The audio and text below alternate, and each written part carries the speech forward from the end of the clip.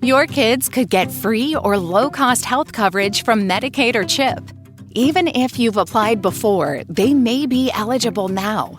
Kids up to age 19 are covered for checkups, vaccines, dentist visits, hospital care, and more. And if they already have Medicaid or CHIP, remember to renew every year. Visit insurekidsnow.gov or call 877-KIDS-NOW. Paid for by the U.S. Department of Health and Human Services.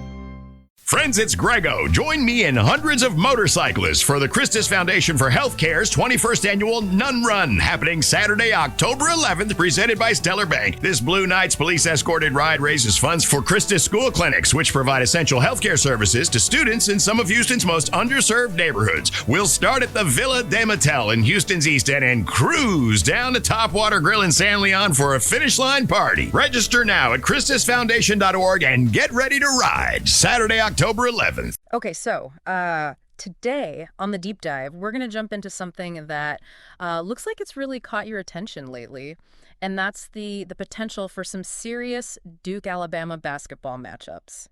Yeah, and it looks like a lot of you're really getting into the details here. Like, we've got a ton of your recent searches, and it's clear you're not just kind of passively interested, but you're really trying to understand what makes this a potential rivalry so intriguing right now. Yeah, absolutely. I mean, looking at the sheer volume and just the variety of searches you've all been making, it really tells us a lot, right? Yeah. Like, folks aren't just, sort of on the surface here. You're really digging deep. You're interested in the past and the present, and even trying to look ahead into the future of these two teams going head to head. Yeah, for sure. And I think, I think what's really interesting is, we're going to get into it more, but just the sheer volume of these searches shows that it's not just like a passing interest or whatever. Right. This is something that's capturing people's attention. Right. And it's not just Duke, right? There are a bunch of searches for Alabama basketball, their schedules, scores. You're all clearly interested in both sides of this potential matchup. Exactly. It takes two to tango, right? I mean, you gotta know what both teams are bringing to the table to really appreciate,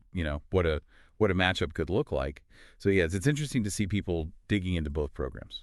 Okay, so let's start with the past, right? We're seeing a lot of searches for Duke versus Alabama, Alabama versus Duke, and of course, got to keep up with the score, right? So Duke, Alabama score. Who won, Duke or Alabama? It seems like you're all really trying to piece together, like the narrative, like how have these teams, how have they met up before? What's the history here? Yeah, exactly. I mean, and that right there is fascinating to me.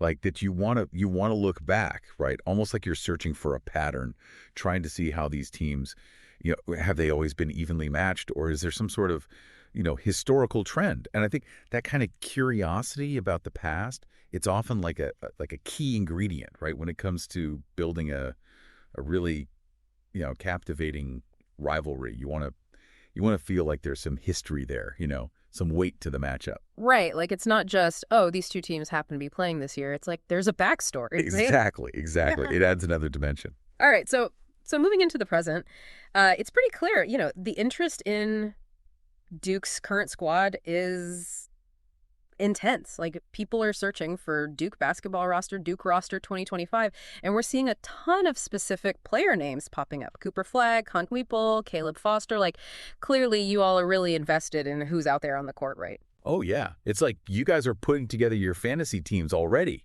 You're scouting, you're doing your research, and the focus on individual players, that's huge. It's more than just, oh, I like Duke.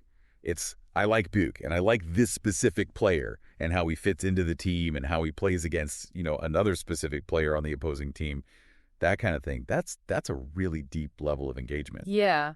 I mean, it's like you're all building your own scouting reports, based on what you're searching. Right, exactly. It's like armchair analysts out there, really getting deep into it. Right. And speaking of analysts, we also see a lot of interest in the leadership, right? With searches for Duke coach, John Shire, and even Coach K is still making appearances in these searches. Clearly, the man at the helm, that matters a lot to folks. Of course. Right. I mean, the coach, they're the architect, right? They set the tone, they build a system, and in college basketball especially, I mean, they can become these larger-than-life figures. So it makes sense that you're all paying attention to who's calling the shots. Right. And the fact that you're still searching for Coach K, even though he's retired, it just speaks to his legacy. and the impact he had. Like, he's still casting a shadow, even though he's not on the sidelines anymore. Yeah, totally. All right, so on a more practical level, right, we're seeing a ton of searches for things like where to watch Duke Blue Devils men's basketball versus Alabama Crimson Tide men's basketball. What channel is the Duke game on today? Like, you want to actually watch these potential matchups, right? You're not just reading about it. You want to see it happen. Yeah, exactly. This is like the active fan experience. It's not enough to just know about the teams. Yeah. You got to see them in action, and that's where it gets real. I mean, that's where the anticipation, the excitement, all of that comes together. Right. And speaking of anticipation, let's talk about the future, right? This is where things get really interesting.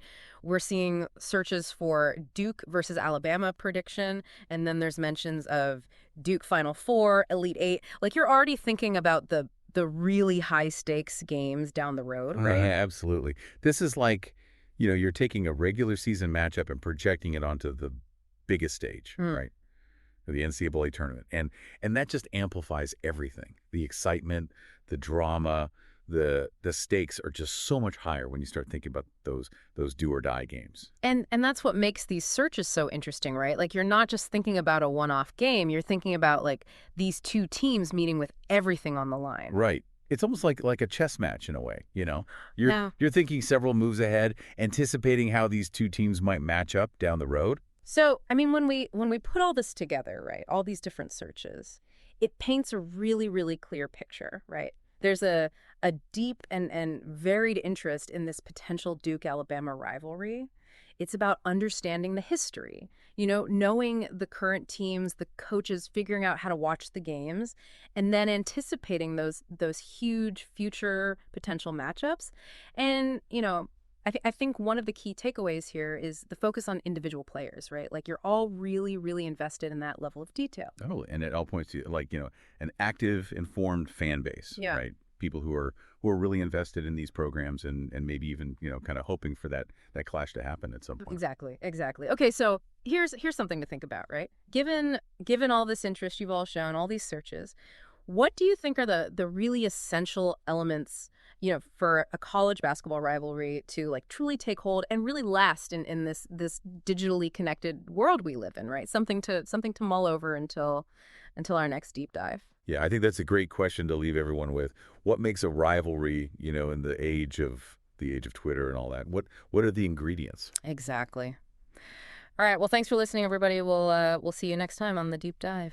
See you next time. Today is your lucky day.